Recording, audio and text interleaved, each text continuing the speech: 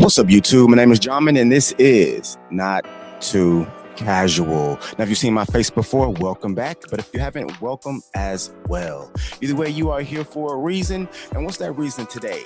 You want to know, what is black fatigue? And we're going to get right into it. We're going to talk about the origins of it, what it means today, and how we can move forward in a more productive way. Now, before we get into it, make sure you like, share, subscribe, and of course, leave your 2 cents down in the comment section so we can have a conversation. Now, we're going to be reacting to a video by a gentleman, a white gentleman, so fitting today on MLK Day, and he's going to break down black fatigue in a more academic and psychological way so we can better understand it. And of course, I'm going to give my commentary. Let's go ahead and bring this video up and let's get right into it. Let's go. All right, let's get into it. Black fatigue has become a hugely popular term on X in 2025. What it basically means is the exhaustion that white people experience from stereotypically negative black behavior, crime, and type.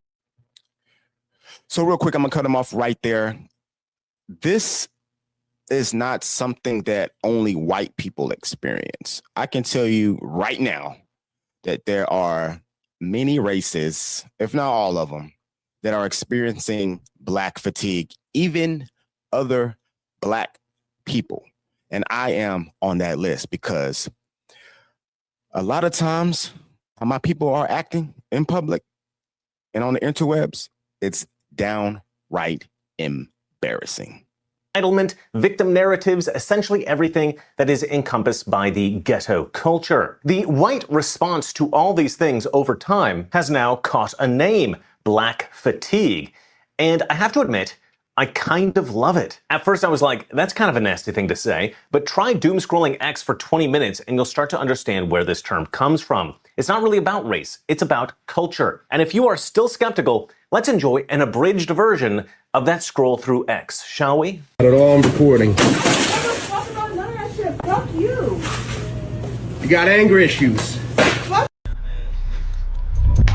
Levi's and Adidas ass nigga. Nothing beats a Jet2 holiday. And right now, you can save £50 per person. That's £200 off for a family of 4. Oh, better back it up. World star! World star! The fuck you mean?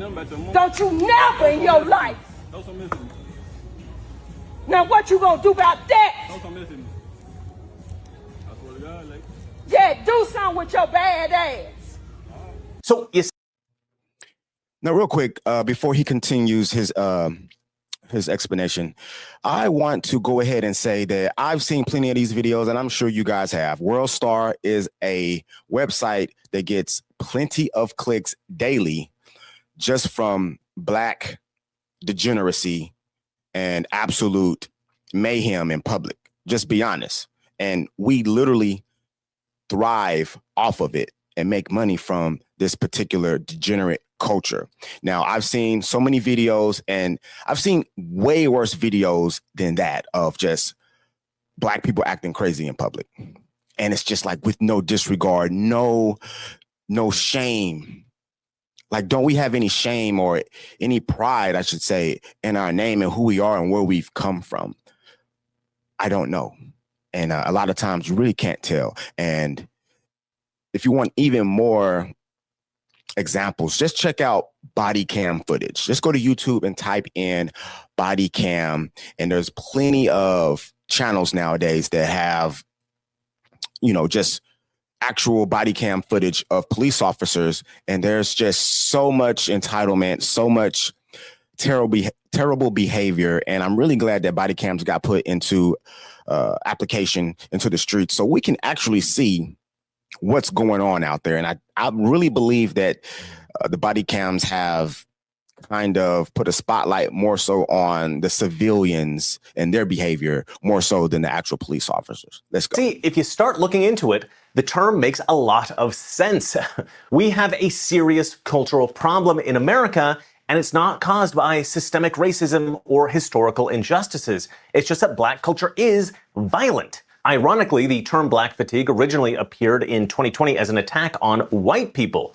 The radical left black race baiter, Mary Frances Winters, wrote a book called Black Fatigue, claiming that blacks endured a kind of exhaustion from nonstop racism, microaggressions, systemic oppression, code switching, and all the other stereotypical anti-white racist buzzwords. Understand that there are some white people who are claiming to have black fatigue.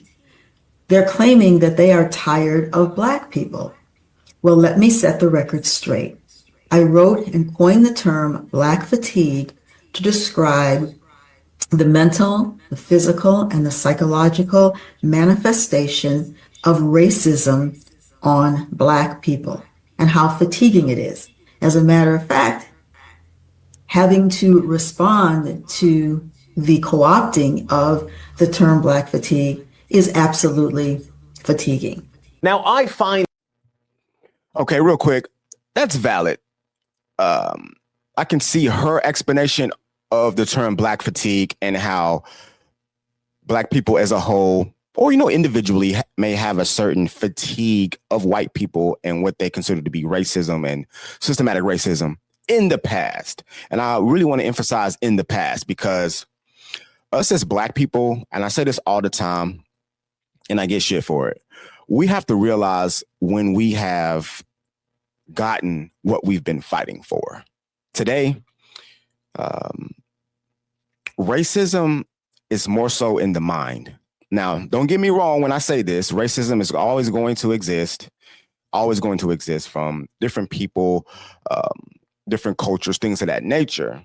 But today, there's nothing holding us back, whether or not it be collectively or it be individually.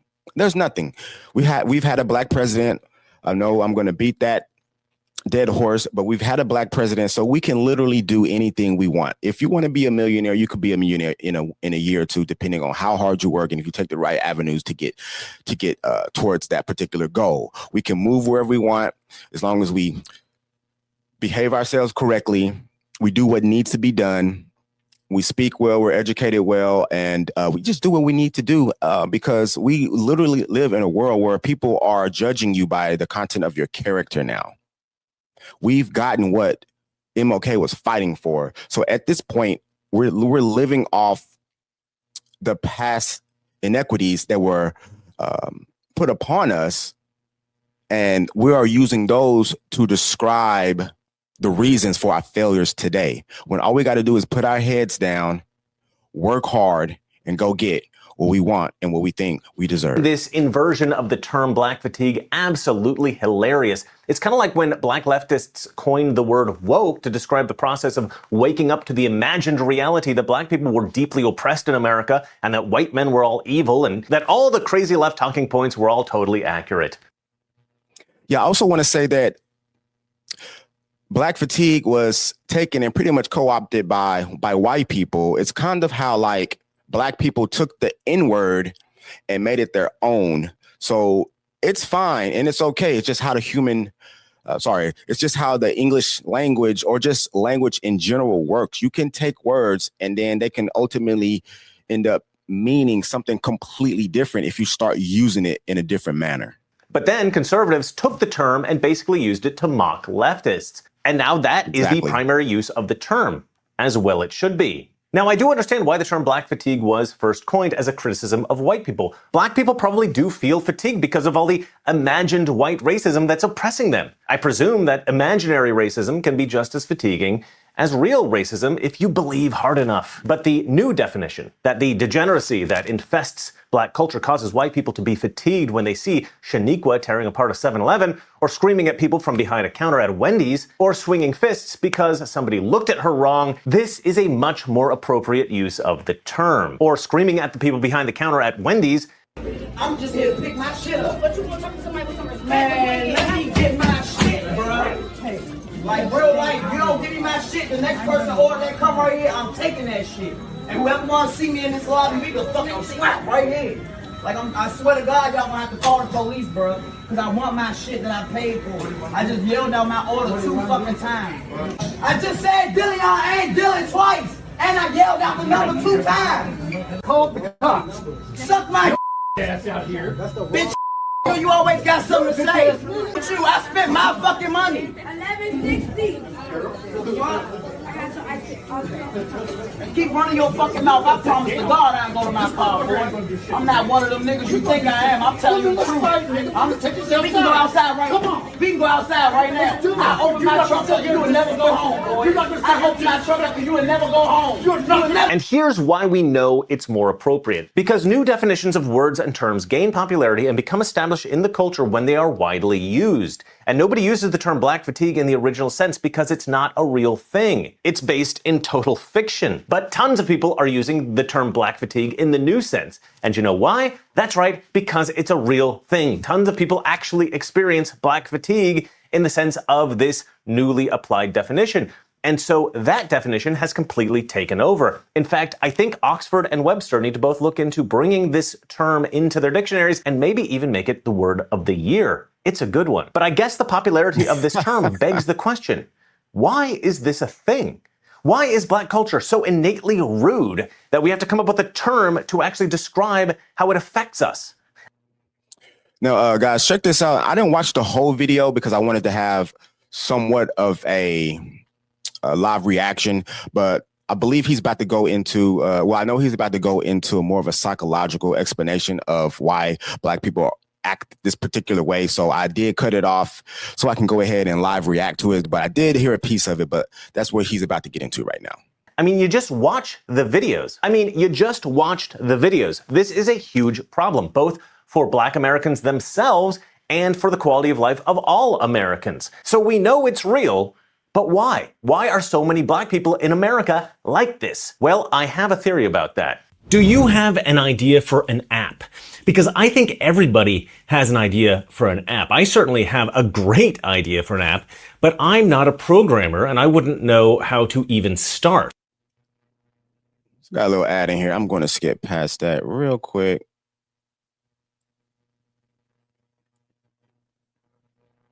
Real quick, here we go, guys. There we go. All right, let's get back into it. There are two primary causes. One, black cultures are extreme honor cultures. That is, the individuals within the culture believe that they must be treated with respect at all times, and if disrespect is perceived, even a slight bit of disrespect, it must be met with a swift and extreme violent response. This is obviously incompatible with white cultures, but black people that live within predominantly white regions like America or Europe seem highly resistant to abandoning it. Thomas Sowell has proposed that black culture in America was strongly influenced by Scottish immigrants in the American South who practiced an honor culture as well, in particular the Reivers from the Scottish-English border region. But I don't buy this explanation. I could get behind it, except for one problem. Violent honor culture among blacks is not unique to black Americans. It is pervasive among just about every black culture around the world. We can't really blame Scottish Americans for the tendencies of blacks in Europe or in Caribbean countries or Africans in Africa. And so I really don't think that Scottish Americans can be blamed for the violence of black American culture today. Furthermore, Scottish... Real quick, I do believe he says he's going to give two reasons what he thinks why, and the first reason was that black people live in an honor culture, and I do believe that that's true. A lot of these outbursts in public are strictly and mostly solely on honor, whether or not someone was disrespected verbally, physically. They may be disrespecting their time, wait time or something at a restaurant, as we saw in the previous clip here, whether or not somebody stepped on somebody's Jordans. Oh no, they're just shoes, guys. Things of that nature. And then with, I would say, the perceived lack of what black people may look at as honor that they've been afforded or given throughout this country, what else do we have besides our personal honor? So once that's disrespected, we have no other recourse, we feel like, besides becoming violent or just, publicly, verbally audible, I would say, in an extreme manner. So once black people get a certain level of what they feel like is recognition and honor within society, I believe that the honor culture will continue to manifest itself. Americans aren't like this today. They dropped honor culture. Black Americans never did. Look, there was probably some kind of influence there, but groups adopt cultural practices that they like, and they reject cultural practices they don't like. So I think this is fundamentally a black cultural problem, and we can't be skirting that responsibility or laying it on the Scots. Research about honor culture indicates that it stems from pastoral societies, societies that kept farm animals.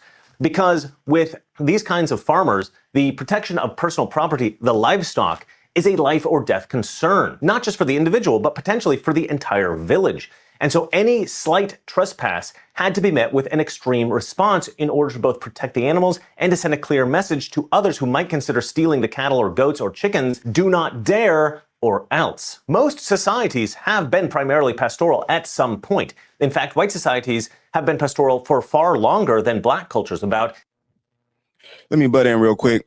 As you guys may know, my name is Jamin. My name is Jamin Siziru. I happen to be of Kenyan descent. So I've been to Kenya. I've, of course, I know my family there, and many of them live in a very rural, off the charts area. I'm talking about mud huts with tin roofs. They wake up with the roosters, wake up when the sun comes up. That's just the way of life there. And there's no police.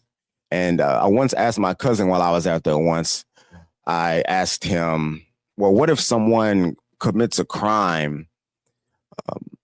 What happens? Do you call the police? And it's like, no, we would never call police. They would take hours, if not days, to come.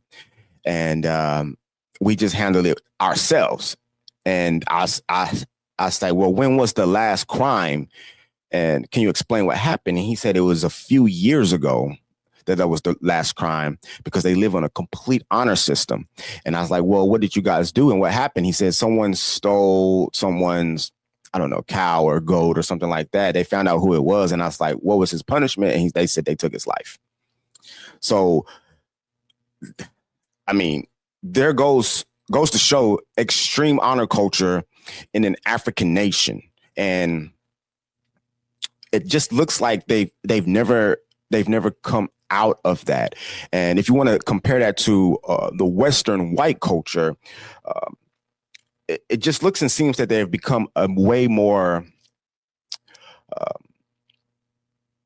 of a civilized culture that solves its problems verbally and with rule of law and debate, as opposed to what I would consider even to be a low IQ physical violence, which is a way that I would say lesser evolved cultures, yes, I'm going to say it, lesser evolved cultures go about solving issues. And I 100% believe that my culture, Black culture here in America, we need to educate ourselves, become more academic, and figure out ways to where we can come to better solutions than absolutely embarrassing ourselves and the rest of our culture who's a part of it and just looks at that side of the culture in complete disgust and embarrassment.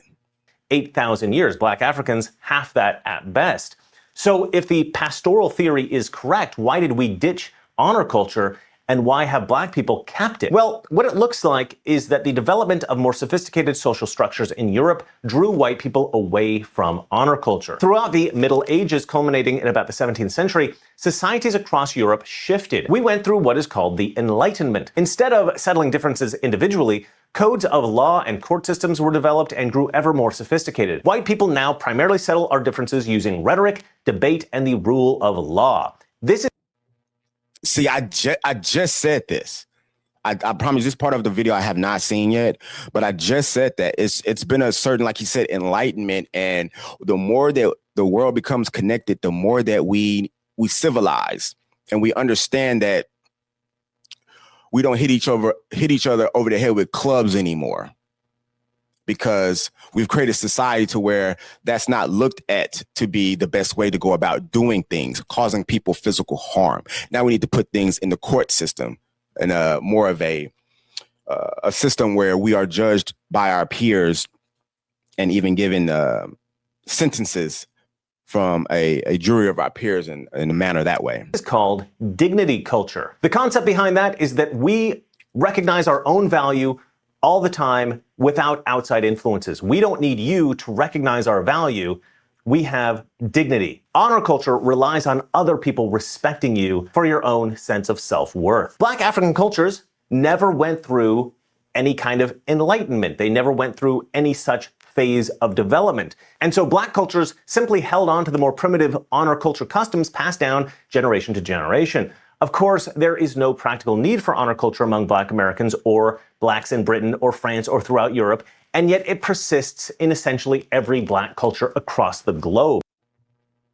Now, one thing I want to point out, because we talk about Africa and how there was no enlightenment, so they still live with an honor culture. But as far as Black Americans, foundational Black Americans, what's our excuse? Because we essentially are growing up and being cultured within the Western white society and the laws and the rules and the cultures that they have been creating here in America, USA. So even myself, I grew up, I've been called white several times because of how I speak, the college I went to, the people I know, people I hang around, certain opportunities that have been afforded to me. And I understand, I get it, because being white is essentially just being educated, using the English language in the way that it was supposed to be used, as far as Western English language. Let's not go into the past Old English and European English, things of that nature. But I've always enunciated my words. I used to do music. Yes, I used to rap. I've even been told that I sound too intelligent to rap. Like, what do you mean? Rap is rap, no matter what you sound like. But it's always been a negative in the Black culture to be called white, when essentially what you're saying is educated. So out of all things, us growing up in this country for hundreds of years, why wouldn't you want to be quote unquote white when white means educated? We have all the opportunities at our fingertips, at our feet, but we choose not to partake in it because we are looking in the past still at what ancestors did to our ancestors. Whenever we can finally grow up and get out of the mindset that current day white people have something against us because of what their ancestors did. And when I say their ancestors, I'm talking about a very small percentage of people.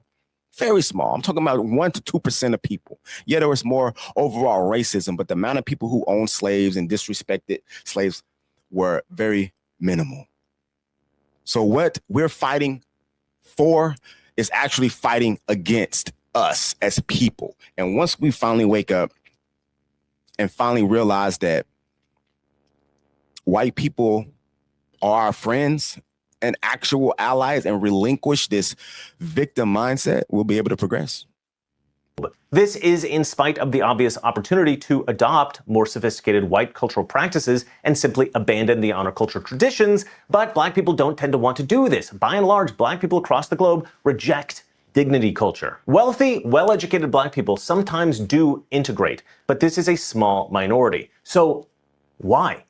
I'm sure leftists will insist that it's due to white people stopping it somehow, but no, it has nothing to do with us. The resistance to the adoption of dignity culture among Blacks is simply racism. Black racism against white people. Racism against white people is so pervasive among Black Americans and Black people in Europe that many absolutely refuse common sense improvements to their own lives. This is simply because they want to avoid becoming too culturally white. For instance, if an American Black student tries to study or do well in school, they are condemned by other Black people for acting white.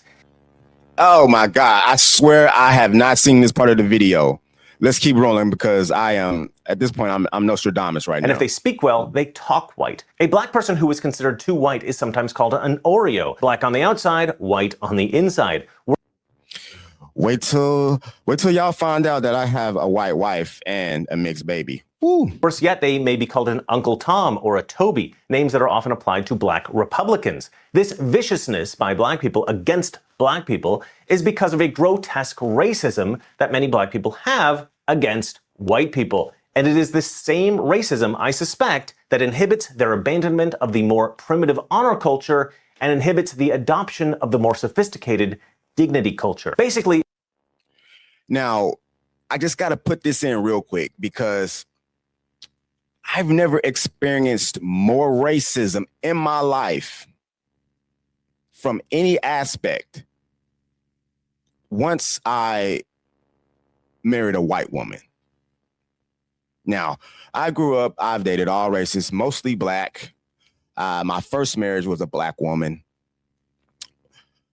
My second and final marriage that will go down to the wire to the end is with a white woman. It had nothing to do with race. Everything to do with how she treated me and the content of her character.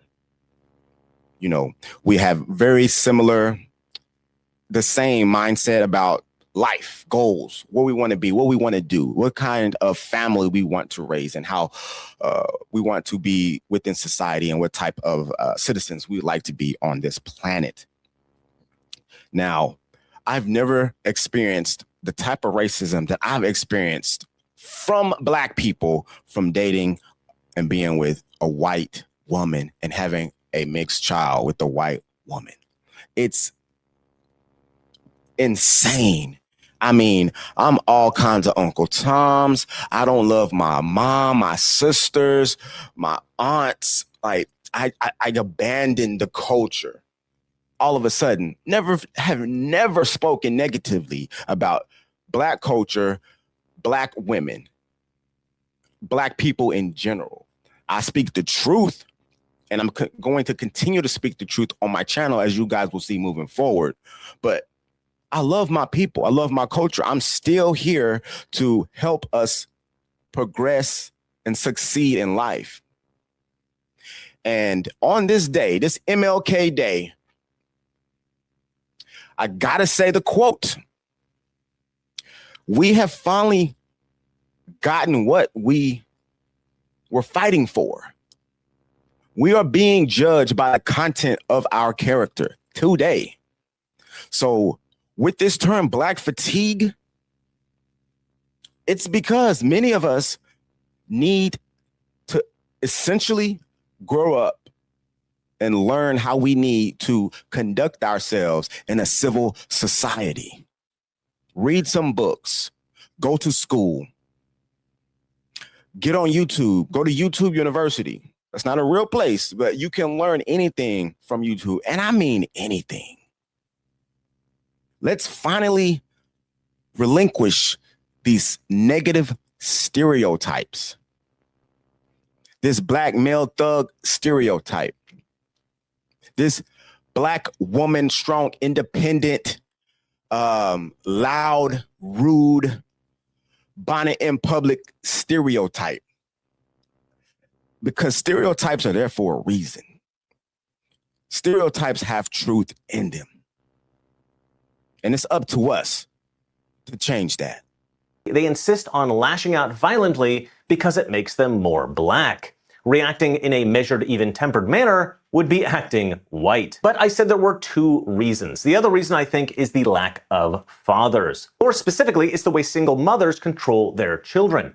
Because of a lack of strong men in the family, single black mothers have to be both mom and dad, both the feminine carer and the masculine disciplinarian. And I suspect that these women are often more the disciplinarian than they are the carer. Because in order to retain discipline in the home, these women must reign with an iron fist. In certain cities like New York or LA, one often hears the stereotypical strong black woman demand that others show them an unusually high level of respect, despite acting in such a way that commands no respect at all. Well, I believe that this is the way that these black women have become accustomed to treating their children, and it eventually crosses over into the way that they treat others in broader society. And then the children, both boys and girls, learn to treat others this way too, and after a few fatherless generations, this aggressive, demanding attitude eventually becomes pervasive within the culture. Now, if a leftist... So there you have it, guys. We have white people. We have white people noticing our downfalls and shouting out that we have a problem with our fathers being in the house, being in the home. People notice. People talk about black fatigue all over the internet. People know fathers aren't in the house. People can see the crime rate. They're watching the body cam videos. There's channels literally dedicated to black fatigue and different situations that are recorded with phones and with body cams. People notice, and it's not just white people, other black people, Hispanics, Asians. It's the reason why people still clutch their pearls, cross the street when they see some Nike Tech gentleman walking towards them. Hell, if they stay there, the percentage of something happening to them increases. But if they remove themselves, the percentage of something happening to them decreases. That's just facts. Even myself, I'm going to get myself out of harm's way if I see an unsavory individual in my presence. If I go somewhere and I see a whole bunch of men sagging, that's not the place that I need to be in, because I need to get out, because more than likely it's going to be some shots going off in the air. And trust me, I'm black. I grew up in black areas. I went to black clubs, black hangouts, always shootings going on. When I started going to the white clubs, we didn't have that. It may be a scuffle here and there. It's at night. People drink. There's going to be a scuffle here and there. But the percentage of the times that it happened, extremely low. It's that honor culture. Like I said, people notice, and it's up to us to change our behaviors so those stereotypes will change. Were ever to watch this video, they would certainly try to insist that the country is systemically racist against black people, and this is why they act out violently, etc.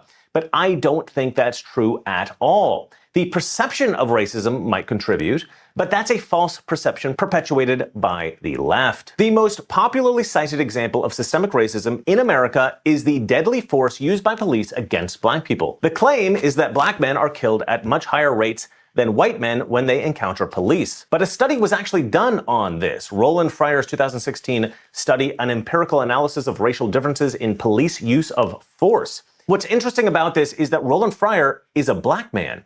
What's even more interesting is that he is an honest academic. How many of those exist in the world? I think probably like 8. And here's the crazy thing. Roland Fryer did not try to p-hack his study or manipulate the data. He published the data accurately, and it showed something that drove leftists crazy. American police officers were not killing black men at higher rates than white men. The great systemic race claim in American policing was a myth. The one caveat that Roland Fryer made in his study, the only indication that the police maybe were racist against black people, was the use of force. According to the statistics, police used physical force against blacks that they encountered far more often than against whites. However, since the use of body cams has rolled out, we now actually have a lot of evidence to indicate why this is. It's not racism, it's resisting arrest. Black people resist arrest far more than any other demographic group. But beyond that, they're rude, belligerent, defiant, and they lash out against police violently far more often as well. Roland Fryer maintains that he accounted for this, but he really couldn't have. He based his analysis purely on police reports. However, police reports are riddled with inaccuracies, often underreporting a suspect's resistance or belligerence due to laziness, time crunches, or just leniency. You just have to scroll through X to see how many posts there are about black Americans reacting with extreme hostility to police. Do not put your hands, son. Wow. Do not. Get out of the car. Why are you attacking me? I got you. Get out of the car. Bro, do not touch me. I did not do nothing. Do not touch me. Put your hand. Can you reach your hand? Sounds good. May I have you step out of the vehicle, please? My corporal's here. He can also explain it to you if you'd like. I don't want to step out the vehicle. All right, well, you have to step out of the vehicle, okay? You do? Show me in writing. Why? We don't need to show you in writing, okay? So how the hell? This could have been a simple citation. I'm not taking my son's vehicle. But you don't get the say in how this works, okay? Black fatigue. It isn't just some made-up gripe. It's the bone-deep weariness from a culture that's stuck in the mud of honor brawls and fatherlessness. While the rest of us moved on to courts and calm heads centuries ago, blacks dug in, distinguishing themselves by holding on to violence, rejecting education, and speaking improper English. There you have it. Black fatigue. When white people, people in general are fatigued, tired, completely exhausted of black people's public entitlement, victimhood, and downright outlashing in public, which is absolutely embarrassing and scary to a lot of people. What do you have to say about it? The past, the present, the future. How can we improve? What needs to be done? Make sure you like, share, subscribe, and leave your 2 cents down in the comment section so we can have a conversation.